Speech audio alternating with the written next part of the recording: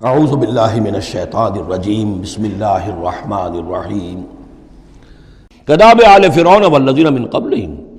جیسے کہ معاملہ ہوا آل فرعون کا اور ان کا جو ان سے پہلے تھے۔ آل فرعون سے پہلے قوم شعیب سے پہلے صدوم اور عمورہ کی بستیاں، ان سے پہلے قوم سمود، ان سے پہلے قوم عاد، ان سے پہلے قوم نوح۔ یہ ہم سورہ اعراف کے اندر یہ ساری چیزیں پڑھ کر آئے۔ کذاب آل فرعون والذین من قبلہم کفروا بآیات اللہ، انہوں نے بھی اللہ کی آیات کا کفر کیا۔ فأخذہم اللہ بذنوبہم، تو اللہ نے پکڑ لیا انہیں ان کے گناہوں کی پاداش میں۔ ان اللہ قوی شدید العقاب، یقیناً اللہ تعالیٰ قوی ہے، قوت والا ہے، زور آور ہے اور سزا دینے میں سخت ہے۔ ذالک بأن اللہ لم یکن مغیرا نعمۃ انعمها علی قوم حتی یغیروا ما بانفسہم، یہ اس لیے ہے کہ اللہ تعالیٰ کا یہ طریقہ نہیں ہے کہ کوئی نعمت جو اس نے کسی قوم کو دی ہو اس میں تغیر کر دے جب تک کہ وہ قوم اپنے اندر کی کیفیت کو متغیر نہ کر دے۔ یعنی یہ ہر قوم جو اٹھی تھی اسی شکل میں اٹھی تھی کہ اللہ تعالیٰ نے ایک نبی بھیجا، جیسے کہ قوم ہود ختم ہوئی تو حضرت ہود اور ان کے ساتھیوں کے ذریعے سے ایک نئی قوم وجود میں آئی جو آگے چل کر سمود کہلائی۔ تو یہ لوگ کون تھے؟ یہ لوگ تھے جن کو اللہ نے نعمت دی تھی، انعام دیا تھا، احسان کیا تھا، ایمان انہیں ملا تھا، لیکن جب انہوں نے اپنی اس نعمتوں کو بدل دیا، کفر کی روش پر آ گئے،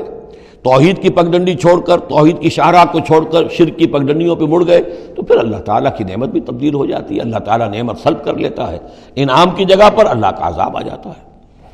ذالک بأن اللہ لم یکن مغیرا نعمۃ انعمها علی قوم حتی یغیروا ما بانفسہم، یہی ہے جو مضمون آگے بھی آئے گا سورہ رعد میں بھی، اور اس کو پھر یہ کہ اردو میں بھی ایک شعر میں لوگوں نے پیش کیا ہے کہ خدا نے آج تک اس قوم کی حالت نہیں بدلی، نہ ہو جس کو خیال آپ اپنی حالت کے بدلنے کا۔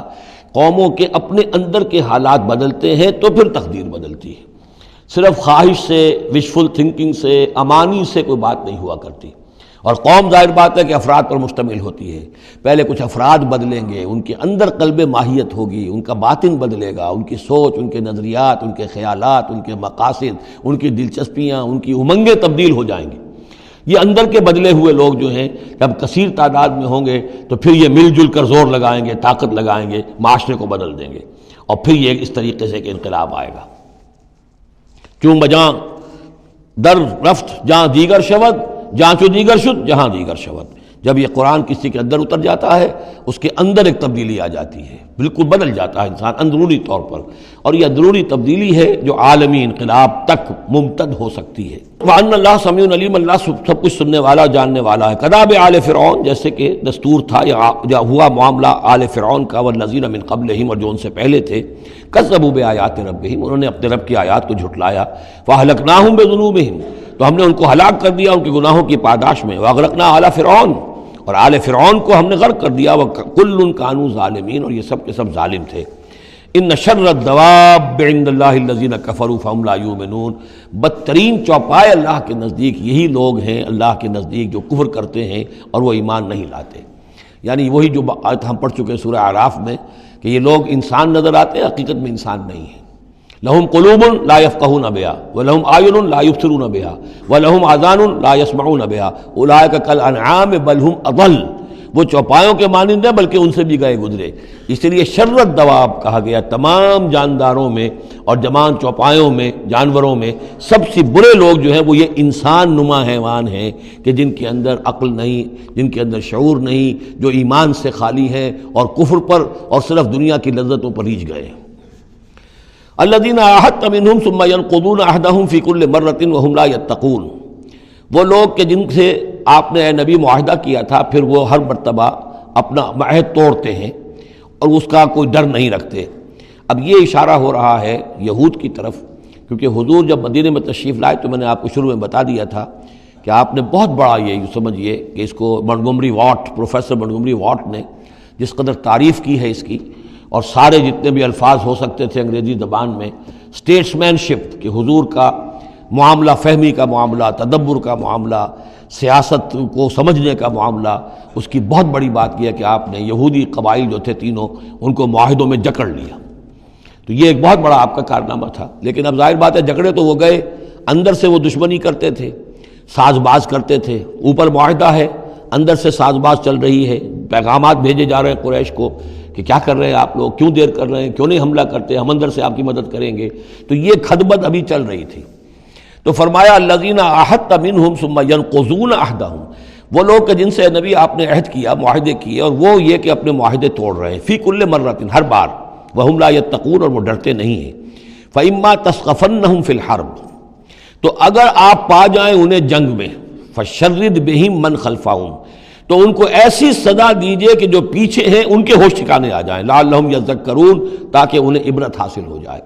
یعنی یہ کہ اب ایک تو یہ ہے کہ وہ کوئی صرف ان کی جو ہے وہ وہاں سے خطوط جا آ رہے ہیں، پیغام رسانی ہو رہی ہے، لیکن کہیں اگر ان میں کا کوئی شخص جنگ میں بھی پکڑا جائے، واقعتاً وہ جنگ میں شریک ہو جائے، قریش کی طرف سے آ جائے اور پکڑا جائے، تو پھر اس کو وہ سزا دیجئے کہ جو ایک کی سزا جو ہے وہ سینکڑوں کے ہوش ٹھکانے کر دے. یہ ہے مطلب. وَإِمَّا تَثْقَفَنَّهُمْ فِي الْحَرْبِ فَشَرِّدْ بِهِمْ، ایسی سزا ان کو دیجئے من خلفہم، کے جو ان سے پیچھے ہیں ان کے بھی ہوش ٹھکانے ہو جائیں، لعلہم یذکرون، شاید کہ پھر وہ نصیحت پکڑ لیں. وَإِمَّا تَخَافَنَّ مِنْ قَوْمٍ خِيَانَةً، اور اگر آپ کسی کو قومی سطح پر اندیشہ ہو جائے آپ کو کسی سے کہ وہ خیانت پر اتر آئی ہے، یعنی ایک ہے انڈیویجول ایکٹس،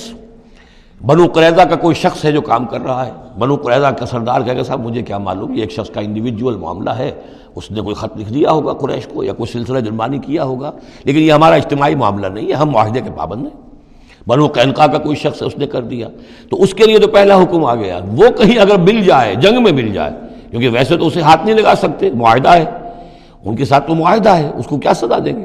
لیکن یہ کہ جنگ میں کہیں آ جائے، اتنی جرأت کر جائے، تو پھر اس کو وہ سخت سزا دیجیے گا کہ جو پیچھے بیٹھے ہوئے ہیں، جو ڈورے ہلا رہے ہیں، تارے ہلا رہے ہیں، ان کو بھی ہوش ٹھکانے آ جائے.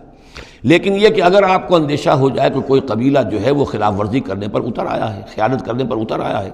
وَإِمَّا تَخَافَنَّ مِنْ قَوْمٍ خِيَانَةً، کسی کی طرف سے خیانت کا آپ کو اندیشہ ہی ہو جائے، فَانبِذْ إِلَيْهِمْ عَلَىٰ سَوَاءٍ، تو پھر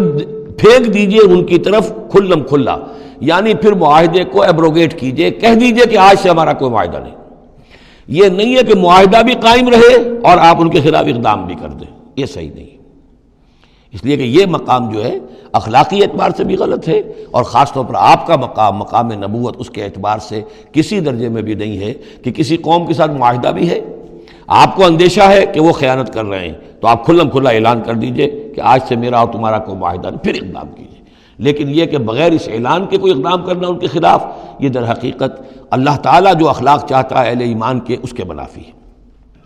وَإِمَّا تَخَافَنَّ مِنْ قَوْمٍ خِيَانَةً فَانبِذْ إِلَيْهِمْ عَلَىٰ سَوَاءٍ. اصل میں یہی وہ بات تھی جس کے حوالے سے مولانا مودودی مرحوم نے 1948 میں